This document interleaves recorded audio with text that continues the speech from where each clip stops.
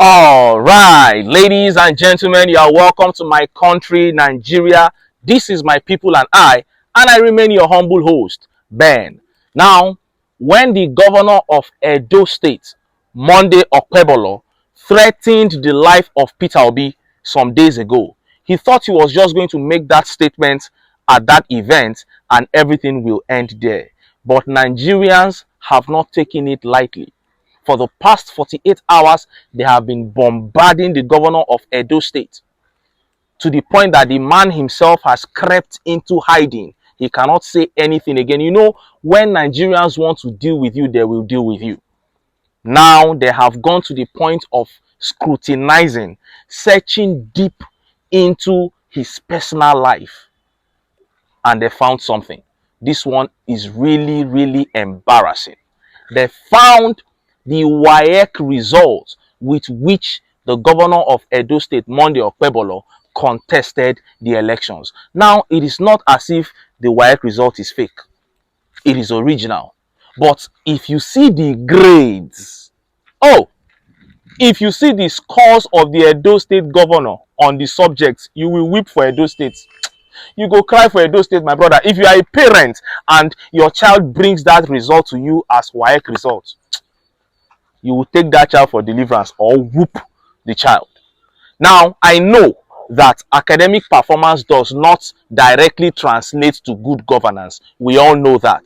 But when you have such a poor result and then it comes to governance and you still don't cut it and you still talk, speak and act like an agbero, then it becomes not only a disaster to the state but a national disgrace. Now, I will show you this WAEC result, but before I do that, let me state clearly that the people of Edo State themselves have washed their hands off the comment of their state governor. They said the man is on his own, that they love Peter Obi. Let's take this update from a former commissioner of Edo State. Siam, Governor Okpebolo is embarrassment to Edo people for threatening Peter Obi. Ifaluyi Ishibo. Ogbeide Ifaluyi Ishibo, a former Edo commissioner for digital economy, has apologized to Peter Obi and Nigerians over the recent threatening remarks made by Governor Monday Okpebolo. Mr. Okpebolo reportedly gave the warning on Friday, but in a statement issued on Saturday in Benin, Mr. Ifaluyi Ishibo described the alleged threat as reckless and embarrassing to Edo people. The recent comments by Governor Okpebolo warning Mr. Obi against visiting Edo were widely viewed as reckless, embarrassing, and unbefitting of a public servant. Let it be said clearly that this is not what we are. We do not threaten guests, allies, or adversaries in Edo State. The governor is not a true reflection of Edo people. His outburst does not define us. Following the video circulation, I received numerous calls. My first reply, Governor Obaseki is no longer in office. This is a new sheriff entirely, he said. He explained that Mr. Obi and indeed all Nigerians had the constitutional right to visit or reside in any part of the country without seeking anyone's permission. Edo people genuinely admire Peter Obi. If he joined a birthday party on election day, that party would likely win in the governor's polling unit. Let's overlook his lapses in judgment and forgive. Our culture and ancestors have always welcomed everyone. We remain a proud people rooted in tolerance, unity, and peace across all political affiliations, stated the politician. He noted that while the Edo government increasingly resents criticism, I apologize in advance to anyone offended. Please. Wow, Mr. Ifaluyi Ishibo has just redeemed his people. He has shown that the people of Edo State are great people. He has apologized, and this is what leadership is all about. He has shamed the governor. This is one of the reasons why the governor is now ashamed of himself and he cannot even speak on this matter. But Nigerians went further. They said, we go show you. They dug deep into the governor's private life, personal life, and they found his shameful WAEC results. Oh, when you see the grades, you will weep. Look at it. Now, here is the WAEC result. This is a picture of it. The picture is quite blurry, but I will zoom in and read it to you accordingly. It says the West African Examination Council, West African Senior School Certificate, June 2008. The man wrote this WAEC in June 2008, and he was born August 29, 1972. Now, let us go to the grades. In commerce, Monday Okpebolo had D7. That is almost F9. In Christian religious knowledge, he had D7. In economics, he had D7. Government, he had E8. I don't know what he's doing in government when he had E8 in government. In English language, he had D7. This man is so much in love with D7. In mathematics, he had C5. Mathematics was the only subject where he had a credit. And interestingly, he struggles with numbers because he couldn't pronounce the budget of his state.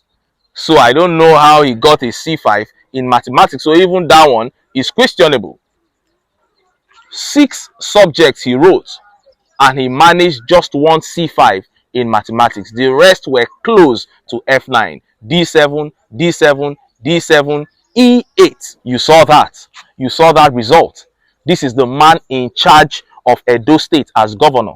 A state with some of the most brilliant Nigerians, intelligent Nigerians. This is the situation that we have found ourselves in this country, where we are governed by the worst of us. And like I said, I know that academic performance does not translate to good governance.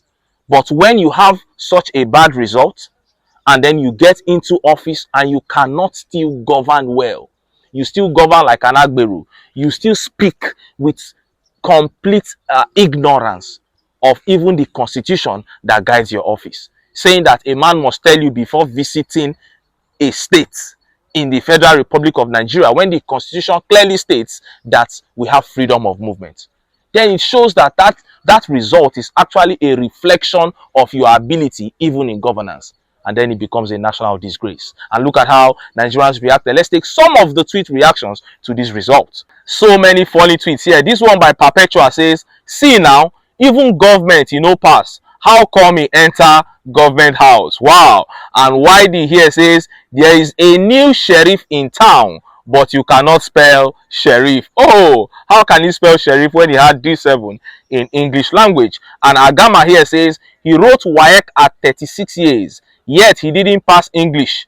No wonder he promised his Edo people in security. Wow. The result says he was born in 1972 and then he wrote the WAEC in 2008, meaning he was 36 years old when he wrote the WAEC. And during the campaign, he did say he was going to bring insecurity to Edo State. And that is exactly what is happening in Edo State now. Cultism fights every time. This is so shameful. And this tweet by Taiwo Shoseyinde says, person no fit play with una again. Wow.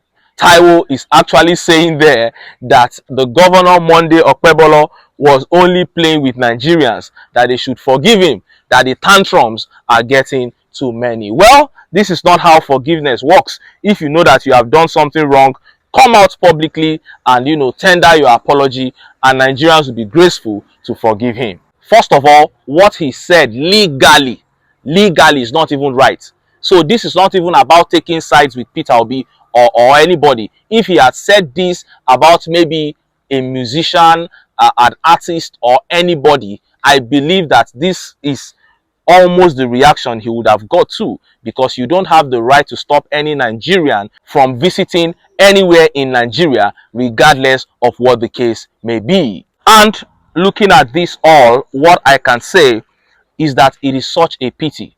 It is such a pity that as a country, we are governed by the worst of us. And it is very clear. We can see it clearly. We can see the results, the consequences of that in the way our nation is. This is why, as Nigerians, we need to begin to tell ourselves the truth. We can't continue to do the same thing over and over again and expect different results. If we want Nigeria to change, if we want this country to become a country that we can be proud to call our own, then it is high time we started choosing leaders looking at their antecedents, looking at what they have to offer, not other sentiments like where he's from, which part of the country he's from, who is he loyal to. All those kind of sentiments must be cast aside for us to be able to choose leaders who can actually perform and get our states, get our local governments, and ultimately get our country to the promised land. Anyway, make I leave am here. If you have not subscribed to this channel, I don't know what you still dey wait for. Oh yeah, subscribe now, make we for no quarrel. Do am now, I dey look you. Una bye.